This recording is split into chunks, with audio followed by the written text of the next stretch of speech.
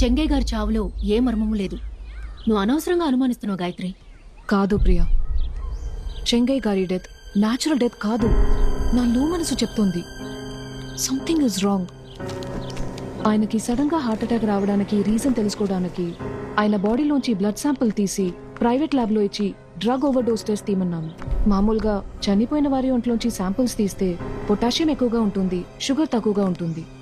ఇవి యూజువల్ వాల్యూసే. చెంగయ్య గారి blood samples కూడా అలాగే ఉన్నాయి. అయినా నా డౌట్ క్లియర్ అవ్వట్లేదు. నీకెలా చెప్పాలో అర్థం కావడం లేదు. హాస్పిటల్ రిపోర్ట్స్ క్లియర్ గా ఉన్నాయి. నువ్వు పర్సనల్ గా తీసిన టెస్ట్ క్లియర్ గా ఉంది. ఇంకా ఎందుకు అనుమానిస్తున్నావు?